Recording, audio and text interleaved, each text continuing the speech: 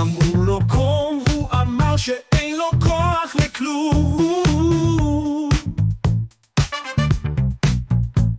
ביום שני הוא הלך לאכול, אבל פתאום הוא ראה תרנגול. נריה נריה, מה לך קורה? כל שבוע משהו לא ברור קורה. ביום שלישי הוא הלך לשחק, ופתאום הוא פגש מישהו שעובד בהייטק. ביום רביעי הוא אכל מלפפון, ופתאום יאירי קפץ אליו מהחלון.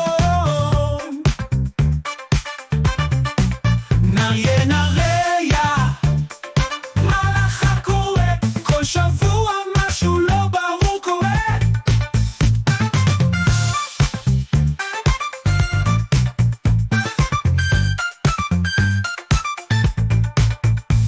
ביום שלישי הוא הלך לשחק, ופתאום הוא פגש מישהו שעובד בהייטק.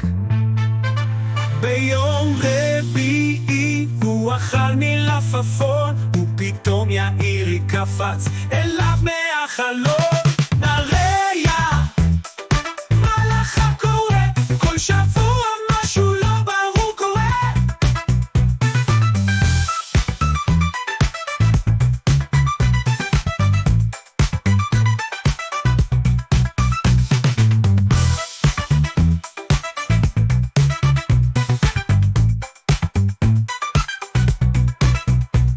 ביום שלישי הוא הלך לשחק, ופתאום הוא פגש מישהו שעובד בהייטק.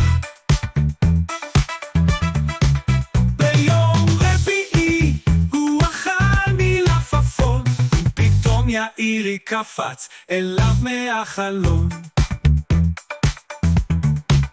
נריה נריה, מה לך קורה? כל שבוע משהו לא